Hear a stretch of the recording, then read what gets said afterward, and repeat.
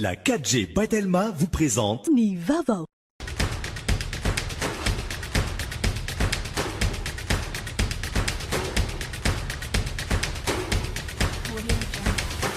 Noltranao ny fampalalam-baovao.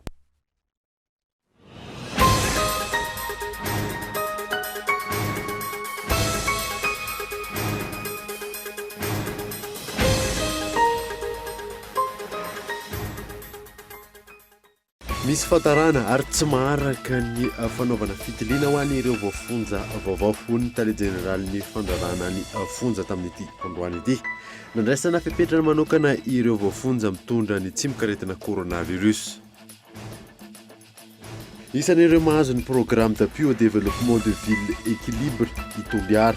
Androany midina ifotony mijery mizotra ny asa fananganana fototrafitra samihafa sy nijery ny fanarana ireo fepetra ara-pahasalamana ny ministra tompon'andraikitra niaraka tamin'ny mpamatsy vola AFD ary ny masivoa frantsay.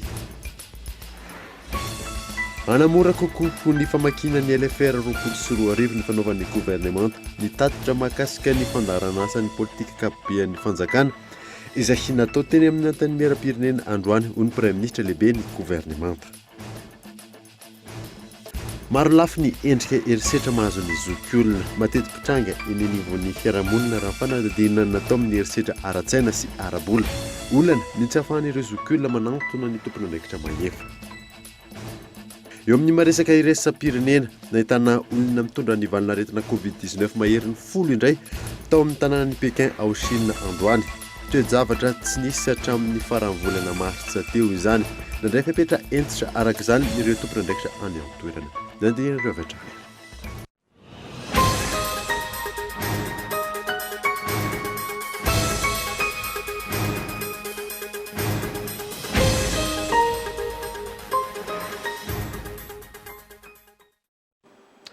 Finaritra tompoko lasy sy tompoko vavy fotoana vaovao eto amin'ny École TV Kamanasana anaraka izany hatramin'ny farany.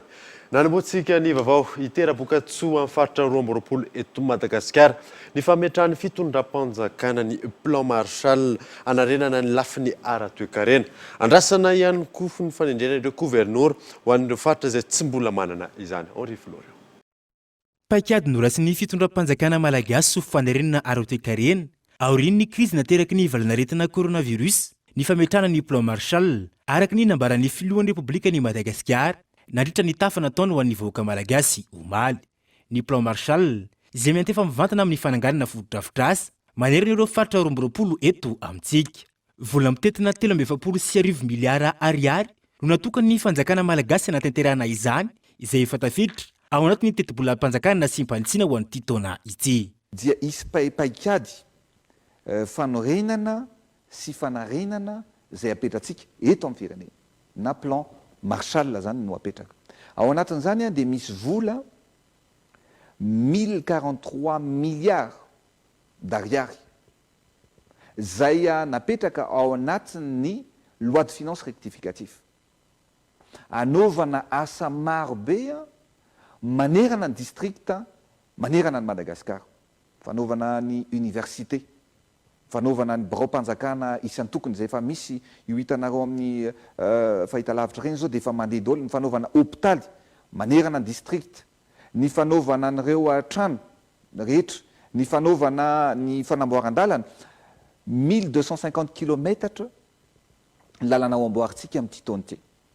Lalana hosikafana io zany, misy lalatany zany dia zay hosikafana sy ny zavatra maro isan-karazany. Fa zao ny zavatra tiako atao ary tiako atongavana ao anatin'izay. Ny resaka sekoly ohatra dia 1100 nisan'ny salle de classe ho ataontsika amin'ity taona ity. 1100. Efa misy nefa vita ary efa betsaka ny tokanana fa ny salle de classe vaovao zany mbola tsy nisy ohatry zany teto amin'ity firenena ity. Afaka milaza aminao ary tsy misy district ho adinontsony. Zay zany zavatra ray. Dia zao ny zavatra vaovao ataontsika ary nanome toromarika satria tsy ho vita mihitsy io raha mbola aty amin'ny ministère no andeha anao ny appel d'offre.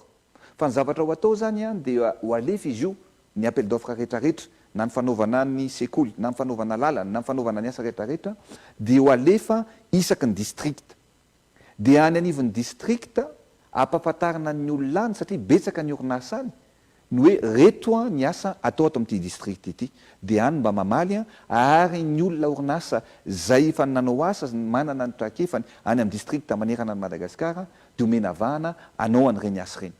Raha ny nambaran'ireo solombavambahoaka andrasana fatratra ny fanendrena ireo governoram-paritra ho an'ny faritra tsy mbola manana izany mba tsy ampitanila ny fampandrosoana. Tsara fantatra antsika koa fa efa ela ny nanendrena n'le gouvernoura amin'ny faritra hafa dia lasa tara zany fampandrosoana ny faritra Nalanjorofo manoloana an'izany satria raha intérim zany voafetra zany ny fahefana zay ananany nefa reny gouvernoura reny nefa fantatsika ninona ny tena ny asany fampandrosoana zany voalohany fampiroboroboana sy fampandrosoana ny faritra misy azy ary na raha tsy teny fotsiny teniko reny subvention omeny filoam-pirenena amin'ireny gouvernoura reny le chef de région intérimaire mbola tsy afaka mikitika an'ireny vola reny dia eo zany somary tsy hoe sarotiny fa somary matsiaro hoe tara kely zany nagnalanjorofo nefa tokony faninanana nyo resaka fampandrosoana ny faritra io dia zay mahatonga ny tenanay hoe mangataka filoam-pirenena mangataka amin'ny lehiben'ny gouvernement mba tokony rosoana amin'izany fanendrena zany. Tsy hisy intsony ny gaboraraka amin'ny fampiasana ny teti-bolam-panjakana raha ny nambarany filohatrany ary hojerena tsirairay ny teti-bolan'ireo ministera. Apetraka eto Madagasikara ihany koa ny fampandrosoana ara-indostria ary ezahana mokatra ireo zavatra ilaintsika eto Madagasikara hampihenana ny fanafarana toy ny siramamy, ny simenitra sy ny maro hafa. Tsy hisy distrika ho adino intsony manomboka izao raha nambarany filohatrany ary tsy hisy intsony ihany koa ny kolikoly amin'ny fanaovana asa. Ny tombo 80 ireo isan'ny olona vao marina fa mitondra ny valinaretina coronavirus eto Madagasikara araka ny tatitra nivoaka tamin'ity androany ity. Ny ampy 70 kosa ireo sitrana Somatsara. Abraham Randriamanana. Miisa 80 ireo olona voatily fa mitondra ny tsimok'aretina COVID-19 ho an'ny androany raha ny tatitra farany nivoaka ny atoandro teo. Faritra efatra ny fantatra fa nahitana ireo tranga vaovao ireo, isany amin'izany ny eto Antananarivo, ny any Orombe, ny any Toamasina ary ny ao Analanjorofo. Miisa 70 kosa ireo sitrana raha ny fanazavana. Nahitana zao ny Institut Pasteur, nahitana olona mitondra ny tsimok'aretina vaovao 5 avy eto Antananarivo, ray avy any Orombe, 4 avy any Toamasina ary 4 Analanjorofo. 40 zany ireo olona voatily avy amin'ireo fitiliana natao ny Institut Pasteur de Madagascar. Ny hôpital Joseph Ravoagendrena-Valona dia nanao fitiliana 7 dia nahitana tranga vaovao anankiroa olona samy avy eto Antananarivo avokoa.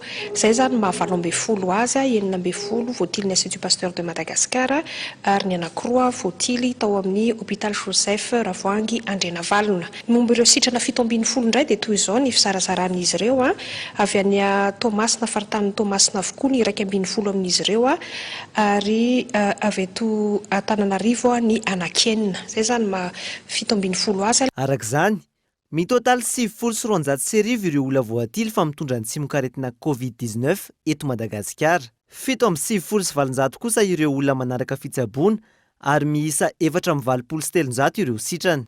Mijanona ho 7 ny isan'ireo forme grave ary miisa 10 ny namoy ainy hatreto. Etsy ankilany, nanamafy ireo fepetranapetraky ny fitondram-panjakana hiatrehana ny fahamena ara-pahasalamana ihany koa ny ministry ny aditany sy ny fitsinjaram-pahefana. Napatsahivina nandritra izany ireo fepetra ara-pahasalamana toy ny elanelana ray metatra, ny fanaovana arotava, ny tsy tokony sy ny famoriam-bahoaka mihoatra ny 50 isa manerana ny nosy.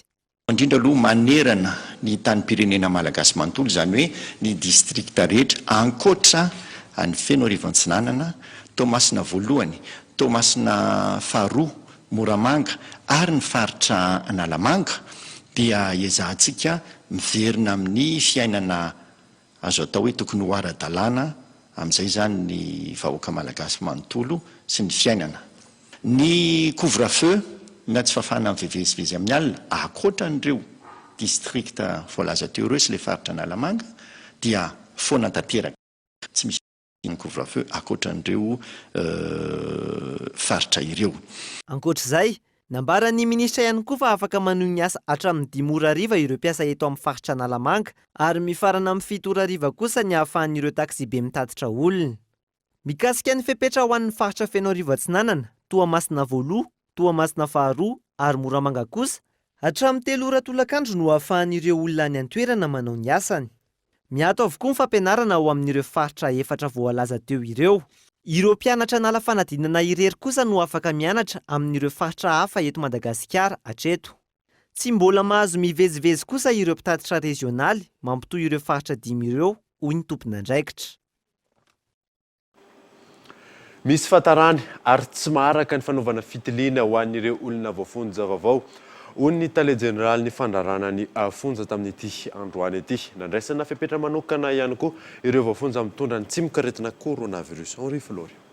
Nanomboka tamin'ny faha 1 ny volana Martsa lasa teo no napetraka ireo fepetra rehetra maro samihafa teo anivon'ny fonja eraky Madagasikara ho fisoroana ny mety ho fiparitana ny valanaretana coronavirus. Raha ny nambaran'ny tale jeneraly ny fandrarana ny fonja androany. Ankilany, nanamafy ity farany fa misy fahatarana ny fanaovana test amin'ireo voafonja. Eo amin'le fanaovana testa zany somary tara zany. Tara le zany tsy respecté zany le hoe tapitra ny 14e jour dia atao le testa dia tokony zay koa zany le dia tonga indray ny 14e jour manaraka dia atao le testa. Fa sasany efa mijanona ray volana roa volana zay vao mandeha le testa. Io moa tsy fotinay.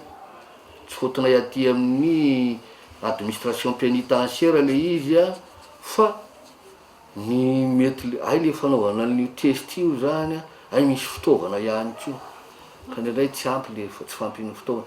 Ohatra ny etsy tamora zao mbola misy miandry akoatra le impolo zany tokony mbola misy 70 tokony mbola ipasser test ao. Le olana amin'le test aloha tiako manambara fa na atao test daholo ara le olona dia ohatrany tonga amin'ny tsy tapitapy le valin'le test. Zay manahiranay an'le hoe tonga dia hoe zao na zao. Raha ho an'ny Tomasina manokana, efa feno avokoa ireo toerana fandraisana ireo marary ny coronavirus ny fanazavana hatrany, hanaka voaterina jana ao amin'ny fonjana balatavoangy ihany ireo voafonja mitondra ny tsy mikaretina ary natokana hifitrana.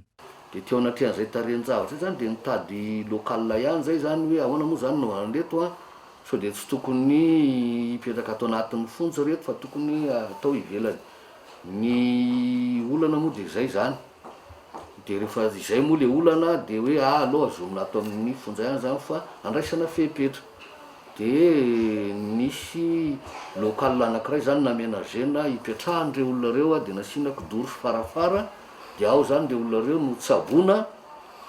Dia ny centre ny any amin'ndrareo ny any amin'ny hôpitaly sy ny dokoteran'ny hôpitaly sy ny infirmier-ndrareo any zany no mandeha isan'andro mijery tsy tapaka an'ireo olona reo ao amin'ny fonja zany.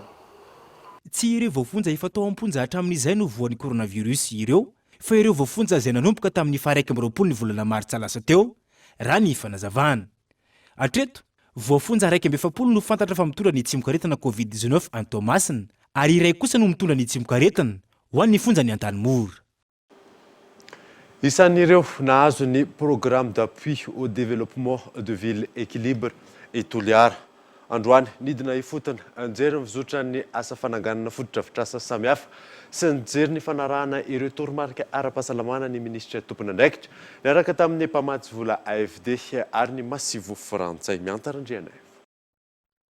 Gants, cache-bouche, rano anasana tanana, gel désinfectant.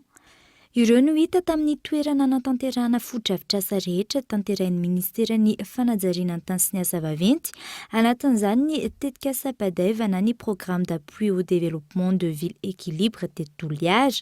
Androany nidina ifotony nijery ny fizotry ny asa ny ministry ny fanajariana ny tany sy ny asa vaventy niaraka tamin'ny mpamatsy vola AFD na ny Agence Française de Développement ary ny Masivo Frantsay.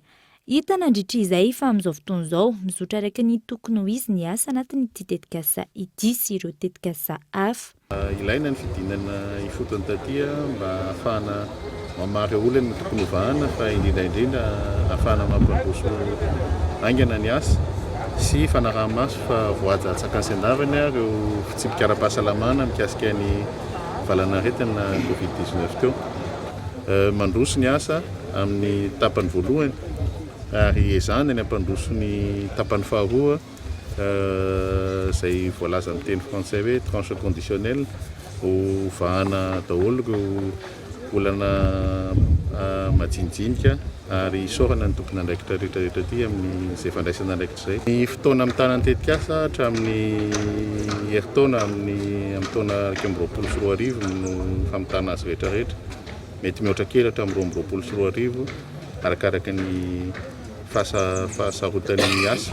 Vao resaka teo tokoa ny tsenany skama satria io no isan'ny fotodrafitrasa lehibe iray mila voizina tanteraka. Hita teo ny olana mianjady amin'ilay mpivarotra ao dia eo ampamitana ny fanadihadiana ny tetikasa amin'izao fotoana izao. Dia hoe izahana ao anatin'ny fotoana fohy no ahitana marimaritra iraisana fa ny tena zava-dehibe araky ny nidinana taty ary tsara ny nidinana na inona ny etaetan'ny mpivarotra na ny ben'ny tanàna sy ny tompon'andraikitra rehetrarehetra fa mila voizina tanteraka ny fanadiovana sy ny assainissement ny tseny io zany raha amin'ny teny frantsay. Raha ny fanazavana trany, isan'ny mahela ny fanatanterana tetikasa tahaka izao ny famaroan'ny fanorenana tsy ara-dalàna amin'ny tanàna iray. Isan'ny nahitana maro izany teto Toliara, efa nisy ny fandaminana mikasika izay mba nahafana ny roso tamin'ny asa. Ny hoe tsy metomboka efa metomboka izy io fa hitantsika tsara fa ny olana dia tsy maintsy misy fepetra ara-panjakana na ny raisina mba ahafahana manombotra nireo tambo na ampahandalana voakasika ao anatin'ilay tetikasa mba tsy sanatria hoe ho alaina fotsiny amin'izao aty izay ny eritreritry ny fanjakana ny tanin'ilay olona sy mba ahafahana manampy amin'ilay olona amin'ireo fotodrafitrasa izay natsangana izay tsy maintsy ho arodana mba ahafahana manalehibe ny arabe ohatra. Io dia izay ny taritana ny sain'ny tsika rehetrarehetra ny hoe raha ohatra voaja tsara hatramin'ny voalohany ny drafim-panajariana ny tanànany Toliara ary izao zany efa drafim-panajariana vaovao na plan d'urbanisme directeur dia rehefa misy tetikasa atao dia tsy ho taraiky ohatr'izao intsony fa tonga dia mba iny fotsiny no arahana tompon'andraikitra amin'izany daholo tsika rehetrarehetra na ny amin'ny commune na itsika mpangataka na ny jirama na ny sampandrarahany fanajariana ny tany izay efa narahan-dalàna izay ny tena zava-dehibe. Dia raha tiantsika hiova ny tanàna raha tiantsika hiova ny firenentsika dia tsy maintsy miezaka manaraka an'izay fitsipika iombonan'izay tsika dia moramora manateraka tetikasa. Tsy ny mpanao tetikasa no taraiky androany fa ireo pitsopitsony amahanan'ireo olan'ireo no mametraka olana. Efa herintaona mahery zao démarche administrative no atao nefa ny fanatanterahana ny asa mety tsy ao anatin'ny herintaona akory dia efa vita. Zany hoe ilay ary amin'ilay pitsopitsony ara-panjakana no ireny zavatra tsy fanarahan-dalàna nataontsika rehetrarehetra keny no mandany fotoana fa tsy ilay asa amin'ny mahasa. Afa-po amin'ny fizotry ny asa ireo mpamatsy vola ny AFD teo ihany koa ny Masoivo Frantsay. Namafisana nandritra ity fidinana ifotony ity vavony izy ireo ny hanohana hatrany any Madagasikara. Ny tetikasa Padev izay tanterahana amin'ny alalan'ny famatsim-bola ny gouvernemanta Frantsay sy ny fanjakana malagasy. Qui fait partie d'une des priorités pour la coopération entre la France et Madagascar. Isan'ireo tetikasa tena raharam-pamehana amin'ny fiara-miasan'ny Frantsa sy Madagasikara ny tetikasa Padev fa tsy ny AFD folo iarahana amin'ny fanjakana malagasy. Izy ity izay miopana amin'ny fampivoarana ny tanan-dehibe ivelan'ny renivohitra. Tanjon'ity tetikasa ity ny hanatsarana ny fiainan'ireo mponina sy ny fanavaozana amin'ny ankapobeny mba hiatraika amin'ny toe-karen'ny tanan-dehibe. Zava-dehibe ny fidinana ifotony tahaka izao ahitana ny zava-misy marina fa tsy hoe mijanona mitatitra fotsiny ihany. Ohatra raha ihany ity tena vonona mihitsy izahay ny hanohana trano sy hanamafy ny fiara-miasa eo amin'ny firenena rototo. Ankoatra ny fananganana fotodrafitrasa tahaka izao, misy ihany koa ireo tetikasa hafa maro toananay. Ny tanan-dehibe sy ny fanamboaran-dalana kosa ho anay no tena laharam-pamehana efa nandritra ny taona maro. C'est une des priorités de notre coopération et ça depuis des années et des années et qui se passe très bien. Ankoatra ny tetikasa Padev nisy ihany koa ny fitsidiana ny fizotry ny asa amin'ireo tetikasa vatsy ny fanjakana malagasy vola. Isan'izany ny fanamboarana mpahandalana maro ny fotodrafitrasa amin'ny Dikembe. Ity farany izay efa notsidian'ny filohan'ny Repoblika Andry Rajoelina taty an-toerana ary nanaovan'ny fampanantenana tamin'ny mponina ny fanamboarana azy. Ankoatra izay ihany koa ny fandrindrana ny tetikasa PIC miompana amin'ny fanamboarana ny lalany eto an-tampon-tanànan'ny Toliara. Anamora kokoa ny famakinany LFR 2024 ny fanaovan'ny gouvernement ny tatra mahakasika ny fandaharana asa ny politika akapian'ny fanjakana izay natao teny amin'ny anteny miram-pirenena androany ho ny Premier ministre lehibe ny gouvernement Gaëtan Andriatsylava. Nazava ny valitenin'ny Premier ministre lehibe ny gouvernement manoloana ireo feo ahelety sero mahakasika ny fiainana ara-politika eto amin'ny tany sy ny firenena. Miasa ary manao ny asany hatrany ny gouvernement hoy izy ary tsy tokony hisy fiantraikany amin'ny asa fampandrosoana tena apetraka izany. Inareo fa ny gouvernement miasa hatrany ny aty amin'ny sombavamboaka dia miasa ny vakio fa itsika moa eo fitondrana firenena dia mieno fa tsy vo ataoko hoe tsy influenceny zany zavatra rehetrarehetra manodidina ambadika ohatran'izany. No tanteran'androany tena ny CCI vato teo anoloany ireo sombavambahoaka ny tatitra mahakasika ny fandaharana asa fa natanterahana ny politika ankapobeny ny fanjakana. Fanaovana tatitra izay anamora kokoa ny famakina ny LFR na ny teti-bolam-panjakana na zipanitsina 2024 izay andalo ary olaniny eny anivon'ny anteny miera amin'izao fivoriana ara-potoana izao. Matoa vao zao no nanao tatitra tia ny gouvernement matoa dia tsy maintsy narafitra aloha ny tebolam-panjakana na sy ny fanitsina. Izay no zavatra ho ambadika n'izao tatitra izay nataontsika izao. Midika zany fa anamora ny famakina ny loi de finance rectificative izao tatitra izao. Nanamafy ihany koa ny Premier ministre lehibe ny gouvernement fa mbola hodiniana ny ahafahana manokatra ny abakabaka amin'ny anivelany miankina amin'ny toe-draharaha misy eto amin'ny firenena. Teboka efatra lehibe tsy ivona ny nanaovana tatitra teo anatrehan'ny solombavam-bahoaka androany, ny lafi ny fitantanana, ny lafi ny filaminana sy ny fandriampahalemana, ny lafi ny toe-karena sy ny foto-drafitrasa-pamokarana ary ny lafi ny sosialy.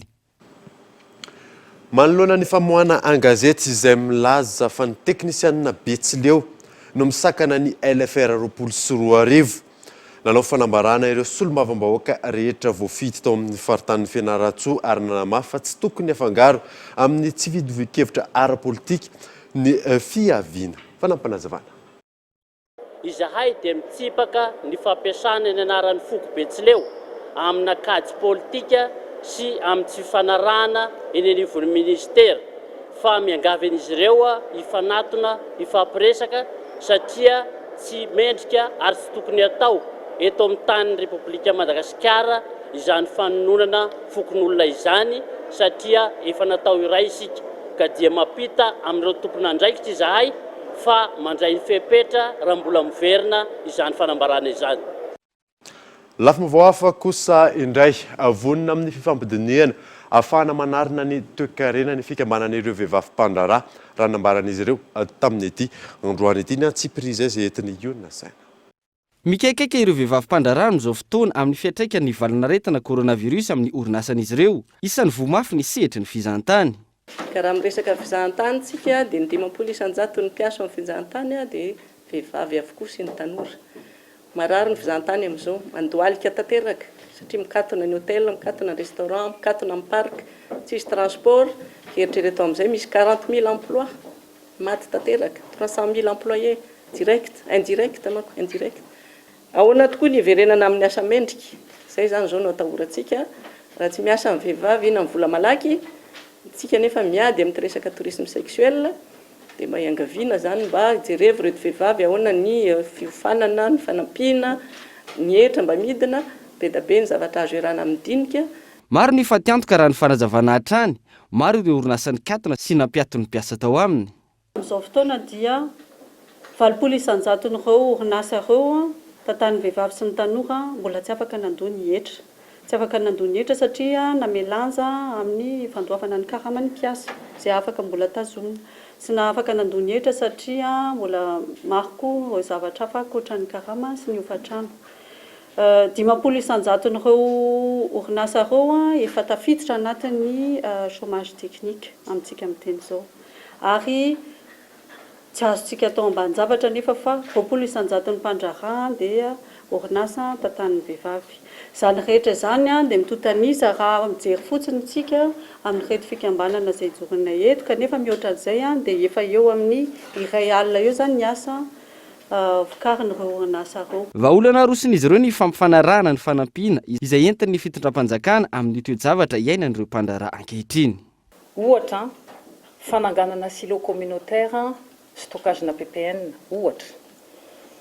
Ao koa ny fifampifandraisana amin'ny mpamokatra sy ny mpabogadiny mba ho ara-dalàna ny fanaovana commerce. Johary izahay miteny hoe hojerena manokana mba hojerena manokana ny mombanay mba ho tena ho adapte ny fanampiana izay fa volavolain'ny fitondram-panjakana amin'ny fanarenana ny ekonomia eto amintsika. Vonina izy ireo amin'ny fifampidiniana raha ny fanazavana hatrany ahafana mitady ny vahaolana anarenana ny toe-karem-pirenena izay latsaka ankaterena. Tonga eto fotoana ny dokavarotra isika orinan'izay atatsika mahakasika ny tsena eny amin'ny lalana tsara sotra Ivato. Eo ihany koa ny herisedra izay mahazo ny zokiolona eny anivo ny fiarahamonina eny rehefa avy eo ary.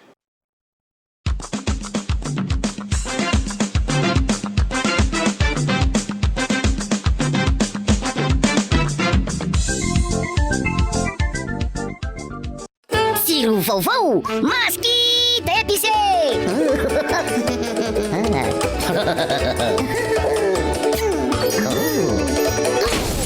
Salto chips maskit épicé indray zao ny malaza, ambiance vaovao matsiro be. Aza adinoina koa salto chips fromage sy salto chips chili. Salto, craquez la vie à pleines dents.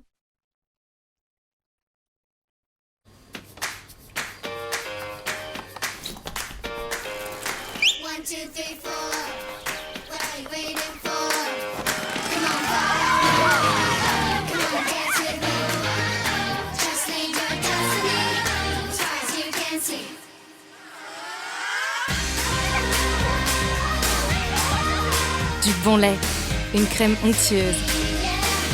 La vie, ça se dévore comme un kiri.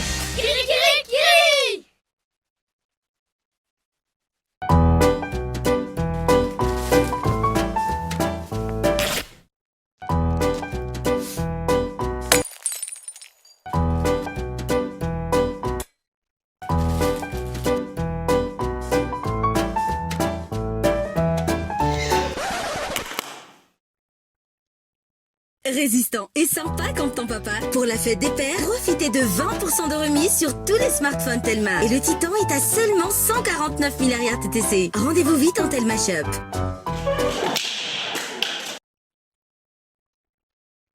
Gucci vous présente. Hey, regardez-moi ça. Ce doré, ces courbes. Vous croyez pouvoir résister au nouveau Gucci sablé? Pas hyper évident. Avec son bon goût de beurre, c'est si fondant. Fondez vite pour le nouveau Gucci sablé, saveur beurre.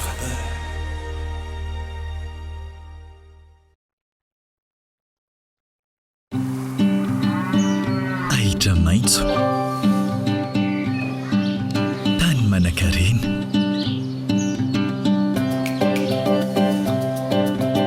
fikarakarana ampitiavana ireo omby. Manao malagasy.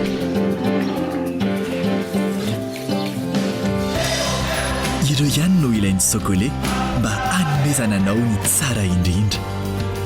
Vita avy amin'ny ronono velona, tsara sy matsiro avy eo Antsirabe. Sokolé, ny tsiro tena izy. Votre bébé commence à marcher. Vous avez choisi les chaussures les plus confortables. Vous avez prêté attention aux petits détails. Eh bien, avez-vous choisi la bonne couche pour que votre bébé puisse faire ses premiers pas correctement? Grâce à ses caractéristiques extra flexibles sur 3 dimensions, Molfix conserve sa forme, absorbe le liquide et offre une totale liberté de mouvement au bébé. Nos recherches ont prouvé que les bébés font correctement leurs premiers pas avec Molfix, que nous recommandons à toutes les mamans. Fais correctement tes premiers pas avec Molfix, petit explorateur. Nous sommes avec toi.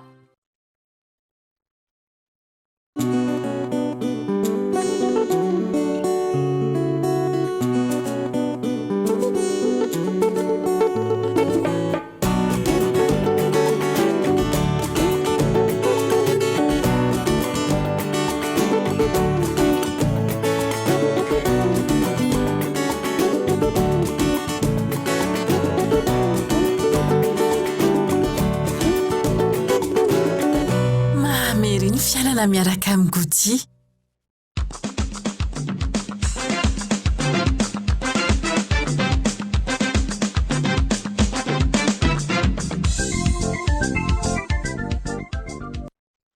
Verina eto amin'ny fampahalalam-baovao isika.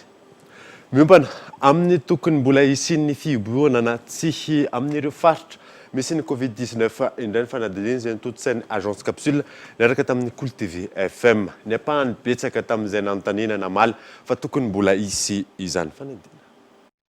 Aminao, tokony isiany ve ny fiboana any amin'ireo faritra misy Covid-19? Io ny fantaniana napetraky ny agence capsule niarahana tamin'ny Cool TV FM tamin'ny olom-pirenena miisa 400 20 taona no mihoatra ny 7 ka hatramin'ny 15 ny volana Jona teto Antananarivo renivohitra. Nivaly ny betsaka indrindra izay ny 720 isanjaton'ireo nanontaniana ny teny avokoa fa tokony mbola hipoka ny faritra misy Covid-19 mba hifehezana ny valanaretina. 130 isanjato nilaza fa tsy maintsy manohy ny asan'ny vahoaka. Nanamafy ireo valiteny ireo ny olon-tsotra nanontaniana. Ilaina ny fiboana no ny amaroan'ny olona mbola marary sy hitandrovana ny fahasalamany tsirairay raha ny fanazavany ny olon-tsotra hatrany. Ny tena marina an'ilay izy moa zany raha momba fiboana tokony confinement total mihitsy raha zavatra izy fa tsy liberena ny olona. Ny antony bosotra be zao ny mbola marary eraky ny tanàna. Rehefa be marary raha vao liberena io dia mitombo ihany. Dia vao maika metara zany no fasitraman'ny olona rehetrarehetra. Fa zavatra tena tsara indrindra dia manampy vahoaka malagasy ny fanampahan-tsakanana. Dia confinement total dia isam-baravarana ny atao amin'ny fitiliana. Mety nitohizan'ny izy fa mba natao hoe kelikely zany fa tsy nitohizana be ohatr'iny indray mba hoe tokony mba hoe nahena zany ny andro hoe mba hoe vita mifety vao nasiana indray ilay fiboana fa amin'ny vahoaka zao amin'ny tena mijaly satria ny ohatr'iny eny dia nivitavana androany mba nifanina androany. Araka izany misalasala ny hevitry ny olona amin'ny fitohizan'ny fiboana. Ilaina ny fiboana ho fitandrona ny fahasalaman'ny vahoaka. Etsakila ny matsiaro fijaliana ny mpiasa tena satria tsy misakafo izy ireo raha tsy miasa. Ampitombo ny vola iditra amin'ireo mpitatitra ny fepetra vaovao izay nondraisina ankehitriny. Andrasan'izy ireo ho tafiakatra hatrany amin'ny 5 alina ariary izany raha hiasa hatramin'ny 7 ariva izany. Milaza fa mbola matiantoka ihany izy ireo. Tinara tsy mandresy. Mitohy mandritry ny 15 andro indray ny amehana ara-pahasalamana eto Madagasikara.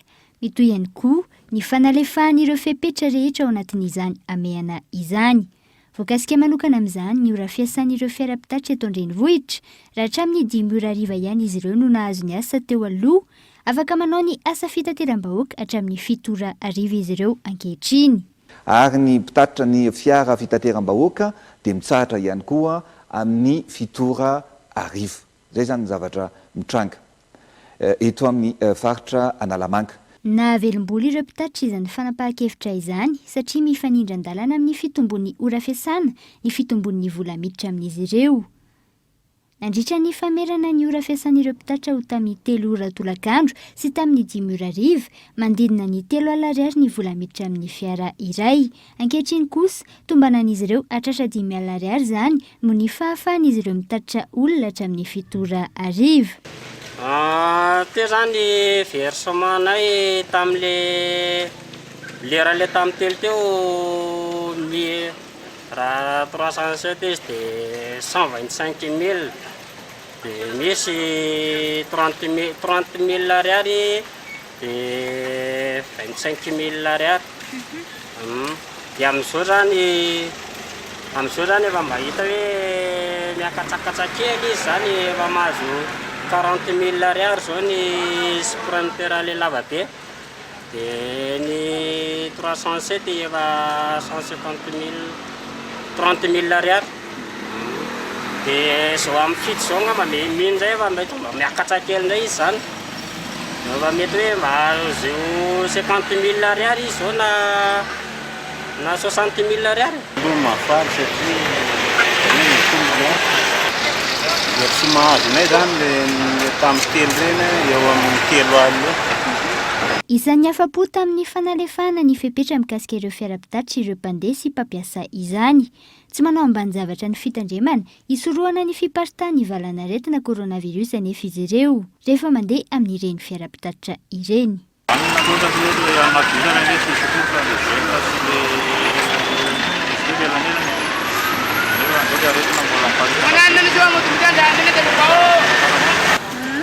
Manao passe-bouche foana dia tsy mandray tsy mikipitaka re tsy mandray orona tsy mikipitaka maso zay zany le fipetrany teneny hoe amizarana. Mangataka ny anohizana trano ny fandrarahana fanafody amin'ireo fiara ny ankamaroan'ireo mpitatitra. Mbola maro izy ireo no mitandahatra eny amin'ireo ivotoerana fandrarahana fanafody eto an-drenivohitra isakariva raha ny fanazavana. Mbola maro ny bus tonga manao DDT eto fa zao zao no hitile hoe fanasana mpimona tsamin'ny fifty dia manararo samiasa daholo ny bus dia rehefa telo amin'ny efatra io zao no tena be lehibe amin'izay no midiny kota manao DDT. Na eo aza ny fanalefahan'ireo fepetra ho an'ireo fiara-pitatitra, matsiaro matiantika izy ireo noho ny fisian'ny fahabanga-toerana ao anatin'ny fiara iray, natao anefa izany fepetra izany hisoroana ny fifampikasoana be loatra eo amin'isan'ny mpandeha. Roa volana teo eo izay nisian'ny tsena eny amin'ny lalana Tsarasoatra Ivato izay tafiditra ao anatin'ny commune Ambatolampy tsy mahafotsy. Ho fitsinjovana ireo mpamboly sy mpiompy no antony namelana azy ireo amin'izao fotoana izao ny larana efso. Mahery ny roa volana izay no nitsangana ny tsena izay hita eny amin'ny lalan'ny Tsarasoatra Ivato. Legioma, hena, trondro hatramin'ny lamba hita eny amin'ny tsena. Raha vao nitranga ny amehana ara-pahasalamana, tsy afaka namonjy ny toerana fivarotana mahazatra izy ireo, ka noho ny fitsinjovana azy ireo no nandraisana ny fepetra hoy ny teo anivon'ny commune. Dia valopolo-isanjato amponiny eto amin'ny commune Ambatolampy tsy mahafotsy mpamboly sy mpiompy. Dia miala amin'ny ray alina aty makany Tananarivo, makany Andravoahangy, makany Sabotsynamena, Talata-maty manenjika tsena. Raha mahalala nefa ny amin'izao fotoana fa misy ny couvre-feu. Tsy afaka mandeha mivarotra intsony ilay olona. Dia namorona ny tsena io zany ny commune. Provisoire izy io vonjy maika fa tsy hoe mandavataona. Dia ny tena marina tsisy autorisation menan'ireo olona ireo zany. Fa rehefa tapitra ny amena eto amin'ny firenena zany dia mijanona ireo. Ireo mpandalo amin'ny lalam-baovaon'ny Tsarasoatra no maro tonga sy manjifa ireo entana raha ny fanazavany ireo mpivarotra. Mandeha ihany koa izy ireo ny tsena nandritra ny izay roa volana nivarotana izay. Lazaina mba mandeha ihany aloha mandeha ihany satria ny olona ampiatsena eto zany tsy olona avy any an-tanàna fa olona mpandalo. Olona mpandalo zany andrasanay mpivarotra rehetrarehetra ireo. Tena hoe zay zany le tsena tena mahafinaritra satria arak'izay hoe tsy olona any an-tanàna sady mahafinaritra ny olona ny metsena eto, indrindra amin'ilay resaka hoe ty resaka Covid-19 ty zany dia tena hoe tian'ny olona eto satria ny malalaka aloha ny parking, le izy tsy mifangarongaro be dia tena mety amin'ny olona mihitsy ny metsena eto dia mandeha le tsena. Misy ireo tompon'andraikitra napetraky ny commune nandrindra ny fifamoivoizana eny an-toerana. Ambatolampy tsy mahafotsy ny nametraka anay teto noho ny adiditra andraikitra zay sanonay teto zany noho ny fisian'ny problème misy eto amin'ity lalana ity dia napetraka teto zay. Andraikitra mampidina ny tomobile ato amin'ity faritra ity tsy isian'ny problème amin'ny zavatra misy eto satria be da be ny accident mipotrapotra eto amin'ity faritra ity. Fa mbola resaka andraikitra amin'ireo mpivarotra ireo zany no sahanay dia mandoro anjato tsirairay avy ireo mpivarotra ireo hatreto aloha. Zay ny karamanay eto aloha hatreto. Raha ny lalàna tsy azo atao ny mivarotra sy manorina fotodrafitrasa manoloana ny lalana toy itony. Efa misy toerana andraisana azy ireo ary efa niarahana anjery tamin'ny ministera ny fanajariana ny tany. Zay zany nanomboka faraparan-tierinandro teo efa manomboka mamindra tsikelikely an'ireo mpivarotra ireo aty amin'ilay toerana aty amin'ny anatin'ny tanàna. Satria zay zany ny hitanay hoe tsy manelingelina an'ilay lalana. Dia zay ny fanarana tamin'ny ministera koa. Dia efa manomboka mamindra zay tsikelikely amin'izao. Dia zahanay zany amin'ny herinandro tiana farafahatariny ny herinandro ambony efa mifindra daholo ireo olona reo. Rana manokana ny ministeran'ny fanajariana ny tany ny arany asa manampy amin'ny commune dia misy tany efa hita zany. Tsy misy ny fitakiana vola amin'ireo mpivarotra ireo raha ny fanazavany ny ben'ny tanàna hatrany. Nahitana fananganana tsena ihany koa eny amin'ny manodidina izay tsy tafiditra intsony ao amin'ny commune Ambatolampy tsy mafotsy. Entina ampivoarana ny fambolena sy ny fiompiana eto Madagasikara, azo fiantohana ireo tantsaha raha misy ny fahatiantoka vokatry ny fiovaovan'ny toetry ny andro. Vokatry ny fiara-miasa ministera tompon'andraikitra sy ny sehatra tsy miankina no nahafana nanatanteraka izay tetikasa izay. Isan'ny sehatra iray vomafy vokatry ny fiovaovan'ny toetrandro ny fambolena. Ao ny tratry ny aintany, ao ihany koa ireo tratry ny tondra-drano ka miditra fatiantoka ireo tantsaha, very vola, very ny fotoana nandritra ny taopambolena. Iatrehana izany, misy ny tetikasa iarahan'ny ministera ny fambolena sy ny fiompiana ary ny jona amina trano fiantohana tsy miankina iray ahafana manome fiantohana ireo tantsaha. Ny tombontsoa zany amin'ilay miditra anaty tolotro zany dia rehefa misy le fahavoazana terak'ilay aitany ohatra dia misy zany ny fanampiana fanoana ohatran'ny assurance rehetra misy prime d'assurance ho azo amin'izay fotoana izay mba ahafahanao indray mamerina an'ilay famokaranao amin'ny taona manaraka. Raha amin'izao fotoana izao mantsy rehefa potika ny fambolenao dia ianao ihany miantoka an'iny raha tsisy tetikazana misy zavatra afaka manampy zany dia ny herim-ponao ny herim-batanao indraindray zany zay tena le mpamokatra nefa tena sahirana potika ny famokarana tsy afaka tsony izy mamerina an'izay famokarana izay dia zay zany tena ilana le assurance marina misy tetikasa fa ny tetikasa mandalo. Famporisirany tantsaha hiditra amin'ny sehatry ny matianina no isan'ny tanjona amin'ity fiara-miasa ity raha ny fanazavana hatrany. Ny fanohanana ny tontolo famokarana tsy ny tantsaha ihany fa ny tontolo famokarana dia misy lafiny roa zany mba tongavana amin'ilay hoe tena hoe matianina dia eo zany ny fahazahoana n'ilay famatsiana ara-bola fa tsy ampy izay fa mila ihany koa zany ilay fametrahana n'ilay assurance na ny miaraka zany ireo produit anankiroa ireo hatramin'izay zany antsika dia produit iray ihany aloha no développena teto Madagasikara dia ny fahazahoana crédit dia amin'izao fotoana izao zany efa misy ny lalàna mifehan'ny assurance agricole dia isan'ny tolotra ray fanampy sy fameno amin'izay ny resaka assurance agricole ka ty assurance risque climatique ty zany anomborantsika azy zany hoe mba ahafahana mitondra makany amin'ny matianina kokoa zany famokarana amin'ny ankapobeny tena antony ametrahana an'izy ity. Izy ny fidinana ifotony ho tanterahany ao anivon'ny ministera ampahafantarana ity tetikasa ity raha ny fanazavana hatrany. Amin'izao fanombohana izao azo tombony ireo tantsaha any amin'ny faritra Atsimon'ny Nosy. Lafim-baovao hafa tanteraka kosa indray maro lafy ny endrika herisetra mahazo ny zokiolona mateti-pitranga eny anivon'ny fiarahamonina raha ny fanadidinana nataony herisetra ara-tsaina sy ara-bola. Ionona saina. Taratra iray ahitana ny fivavahana eny anivon'ny fiarahamonina ny fisian'ny tranga herisetra mahazo an'ireo zokiolona. Tsy mipetraka intsony ny fifanajana ary ny famadika amin'izay aza no mateti-pitranga ary arotina ireny olona efa mahazo taona ireny ho amina tombontsoa manokana.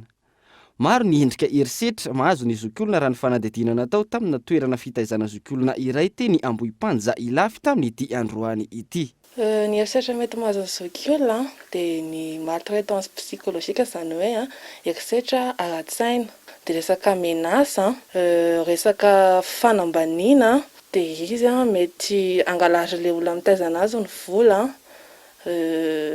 mety alaina zareo ny vola dia feno zareo dia izay koa anisan'ny herisetra dia ao ny tsy fitsaboana anazy ara-dalàna. Sarotra ny manarina zokiolona ny ara-ny herisetra raha ny fanazavana hatrany ary ilaina fandavatena. Tsy maintsy atao voalohany zao dia mila mipetraka amin'ny toerana zokiolona io ianao voalohany indrindra rehefa tonga eto izy. Mipetraka amin'ny toerana izay dia ohatra zany izy zao hoe mety tsy mahatoky olona dia mila ianao zany maka ny confiance-any. Dia indray izy efa tratra ny herisetra avy any ivelany avany dia ampiseho anazy zany hoe mbola misy olona afaka hikarakara anazy, mbola betsaka ny olona afaka ampiseho fitiavana anazy na dia hoe nisy ary ny herisetra mety nahazo anazy. Marina isaky ny 5 Jona ny andro iraisam-pirenena hiadina amin'ny herisetra mahazo ny zokiolona. ho an'i madagasikara tsy nisy ny fanamariana izany tamin'ny fomba ofisialy noho ny toedra ray iaina ny firenena ankehitriny. Maresaka iraisam-pirenena nahitana olona mitondra ny valinaretina Covid-19 maherin'ny 10 indray tao tanànan'ny Pekin ao Chine tamin'ity androany ity. Toe-javatra tsy nisy hatramin'ny farany volana Martsa lasa teo. Nandray fepetra entitra arak'izany ireo tompon'andraikitra any amin'ny toerana fanadina. Raha toa ka nahitana olona mitondra ny tsimikaretina coronavirus indray tao Pekin, nanantanteraka fitiliana fahoben'ny mponina ao an-toerana ny fitondrana. Tao anatin'ny tsenan'ny sakafo lehibe tao Pekin no nahitana indray ity tranga vaovao ity. Ka ny 900,000 sakafo toy ny voankazo, hena, trondro, legioma sy ny maro hafa dia mandalo ao anatin'ity tsena ity avokoa. Ka izany indrindra no nampatahotra ny tompon'andraikitra any an-toerana. Ho idina ny tsenaben'ny Xinfengji, arisy ny fepetra enitra izay apetraka amin'ny fanidina ireo faritra fonenana sy ny manodidina izay nahitana ity tranga vaovao ity. Ho fehezina ny fidirana sy ny fivoahana amin'izany. Raha ny antotany sahafarany, 12 ireo toeram-ponenana izay tsy maintsy nanao fioboana. Fepetra izay nankatoavina ireo mponina manodidina. Misy ireo tranga vaovao fa tsy voatery hiparitaka be nefa izany tranga izany. Matoky tanteraka ny fitondram-panjakana izahay.